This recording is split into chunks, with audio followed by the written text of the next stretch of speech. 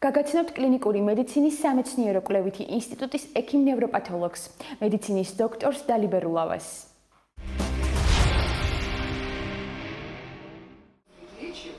დალი ბერულავა კლინიკური მედიცინის სამეცნიერო კვლევითი ინსტიტუტში მუშაობს. იგი ნევროპათოლოგია. ცდილობს პროფესიულად ყოველდღიურად განვითარდეს.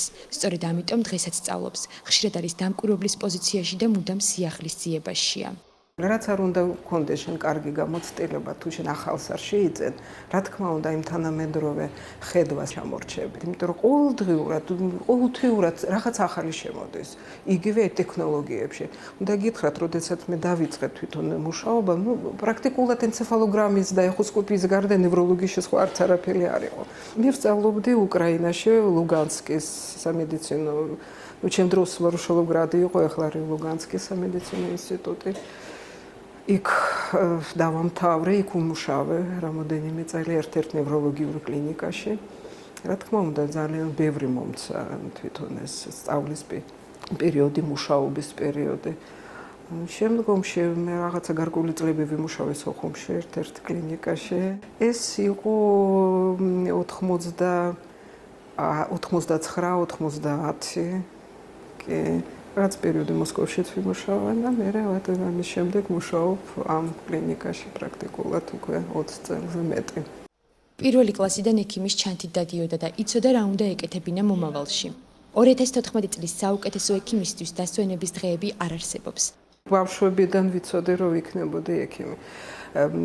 შეიძლება ეს დედაჩემის მაგალითი, იმიტომ რომ დედაჩემი ახლა ცნობილი აფხაზეთში გინეკოლოგი ზიზიანთელავა, პრაქტიკულად აფხაზეთის მოსახლეობა ყველა მაგას იცნობდა. მისი, ისე ვთქვათ, მაგალითი ყოველთვის ჰქონდა თვალწინ. თვითონ ნევროლოგიის არჩევა მართალურად ვთქვათ, ეს უკვე მოხდა გვიან ინსტიტუტის პირობებში და იქ ხო ძალიან ისე ვთქვათ აი ამ არჩენაში ძალიან დიდი წვლილი მიუძღვის ჩვენ პროფესორს იყო ისე ძალიან ცნობილი უკრაინაში აკადემიკოსი პანჩენკო. დალი ექიმთან სამკურნალოდ ხშირად ჩამოდიან საქართველოს მეზობელი ქვეყნებიდანაც. უყვარს პაციენტებთან ურთიერთობა და ბედნიერებას ანიჭებს ის პროცესიც, როცა თავისი საუბრითა თუ რჩევით შეუძლია სხვა ადამიანს იმედი ჩაუსახოს. როგორც თვითონ ამბობს, ექიმი 24 საათიან რეჟიმში უნდა ფიქრობდეს პაციენტზე და ნებისმიერ წუთს მზად იყოს მის დასახმარებლად. ძალიან ცუდად ვიყავი, წნევები მაღალი მქონდა ყოველთვის, მომიწესრიგა ესო ყველაფერი და ეხლა როგორც 6 თვეში ერთხელ, წელიწადში 2 ჯერ გამოკვლევას ვაკეთებ, ისე რომ არაფერი გამომრჩეს და მოვდივარ უკვე რეგულარულად და ძალიან ბედნიერად ვძნობ თავს. ჩემი აზრია ეგ, რომ ექიმი, რომელიც არა მარტო ისე როგორც პაციენტს მიგებს, ისე მიგიღებს, რომ აბსოლუტურად გარწმუნებს ყველაფერში და მარტო იმითაც შეიძლება განიკურნო ადამიანი, რომ ესეთი კარგი მიღება აქვს და კარგი ადამიანია, ჩემთვის ამას ძალიან დიდი მნიშვნელობა აქვს. სამსახურში ყველაზე დიდ დროს ატარებს, თუმცა უკვე საღამოს ცდილობს განახლებული ენერგიით შინ დაბრუნდეს და ოჯახურ გარემოში დაისვენოს. ფიქრობს, რომ სახლის საუკეთესო ადგილია განტვირთვისთვის. ძალიან მიღლები, რა თქმა უნდა. თუმცა ძალიან მიყვარს ოჯახის საქმე და მიყვარს სამზარეულო ძალიან. კვირის განმავლობაში ცოტა რთულია, იმიტომ რომ ყველას აქვს თავისი გრაფიკი დატვირთული და ის ვთქვათ, აი ესეთი შეხვედრა, მაგრამ შაბათ-კვირას ყოველთვის ვცდილობთ ჩემ მშობლებთან ყოფნა, იმიტომ რომ დედაჩემი ხდება ყოველთვის ძალიან განსაკუთრებული სადილი და ის ჩვენ რაღაცნაირად გროვდებით და ის ჩვენთვის რა თქმა უნდა ყველა დღესასწაულებზე ერთად ვარ. თუ ექიმი იქნები, ნამდვილად უნდა გაისაჯოთ და გასცე შენი ენერგია და ჯანმრთელობაც მე ვიტყოდი. უნდა და მიან გინეკოლოგია. ეს კიდე არ დავთმე. ძალიან მძიმე შრომა.